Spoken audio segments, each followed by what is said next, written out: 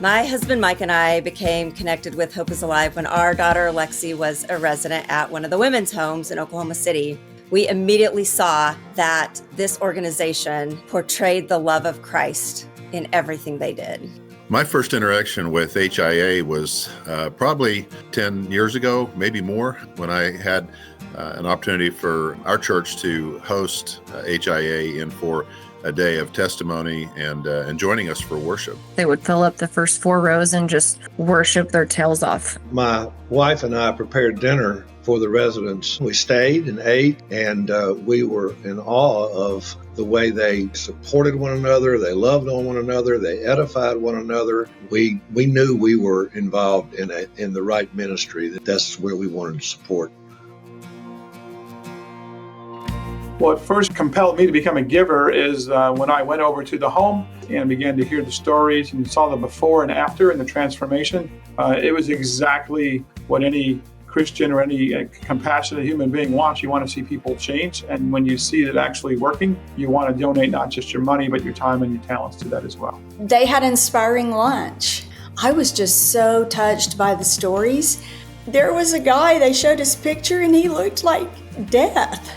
He was present that day and he stood up and talked. He didn't look like the same person. They had someone who was in the program sit at our table and basically give their testimony and what Hope is Alive had done for them. All of it was genuine. All of it was very sincere. If I'm not mistaken, I made the commitment to a monthly donation that day at Inspiring Lunch. After it was over, I went outside and signed up to be a monthly donor. I think there's 2 things we can do when we give. We can help, and oftentimes that comes in the form of a one-time gift, or we can sustain, and that comes in the form of a recurring gift. It takes tons of resources to get people out of drug and alcohol addiction. When you lock arms, I think, with people who are doing this work, like, you need to be a reliable and long-term companion to them, because, it's a tremendous amount of effort and resource and time that you have to spend to try to get people to break these addictive habits. We knew our money was going to further God's kingdom on this earth, and we felt confident that it was going to such a worthy cause. We knew that lives were being changed, peace was being restored, people were being shown the gospel message through this organization. We get invited to other fundraising activities, galas and stuff, and everybody does a good job of telling a story, emotional grabs, and everybody's got really good desired intents of what their organization is doing.